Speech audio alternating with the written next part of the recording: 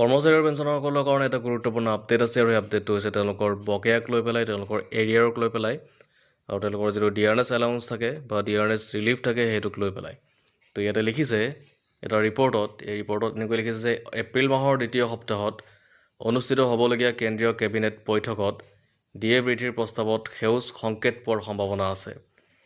এপ্ৰিল মাহৰ দ্বিতীয় সপ্তাহত আপোনালোকৰ কেন্দ্ৰীয় বাজেট হ'ব আৰু সেই বাজেটত ডিএ বৃদ্ধিৰ প্ৰস্তাৱত সেউজ সংকেত পোৱাৰ সম্ভাৱনা আছে।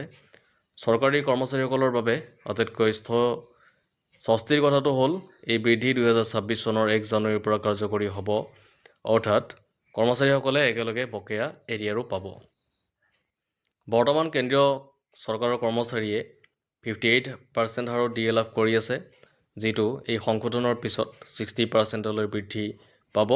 ইয়াৰ ফলত তেওঁলোকৰ দৰমহা বৃদ্ধি হ'ব। যদিও এই বৃদ্ধি মাত্ৰ 2% যেন লাগিব পাৰে, তথাপিও ক্ৰমবৰ্ধমান মূল্য বৃদ্ধিৰ সময়ত ই মধ্যবিত্ত পৰিয়ালসমূহৰ বাবে গুৰুত্বপূৰ্ণ আৰ্থিক সকাহ প্ৰদান কৰিব। ডিএ বৃদ্ধিৰ ঘোষণাত পলম হোৱাৰ অন্যতম কাৰণ হ'ল সপ্তম আৰু অষ্টম দৰমহা আয়োগৰ মাজৰ পৰিৱৰ্তন প্ৰক্ৰিয়া। 2025 চনৰ 31 ডিচেম্বৰত সপ্তম দৰমহা আয়োগৰ কাৰ্যকাল আনুষ্ঠানিকভাৱে সমাপ্ত হৈছে।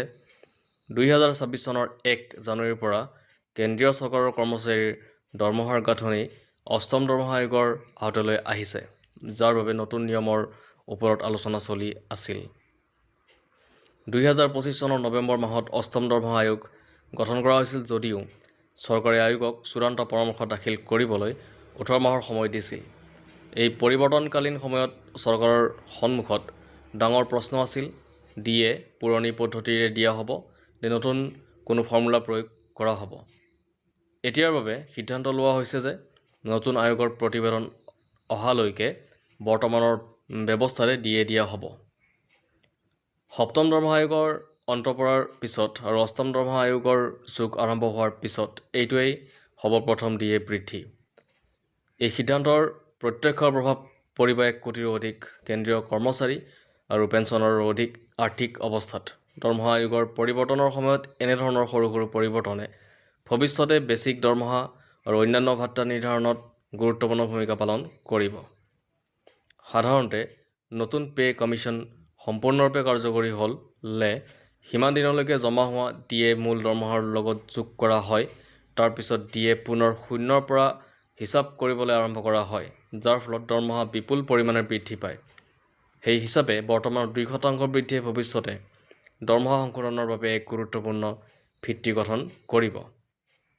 মূল্য বৃদ্ধিৰ চাপত থকা লাখ লাখ পৰিয়ালৰ বাবে এটা ভাল খবৰ কঢ়িয়াই আনিব পাৰে এপ্ৰিল মাহৰ দ্বিতীয় সপ্তাহে।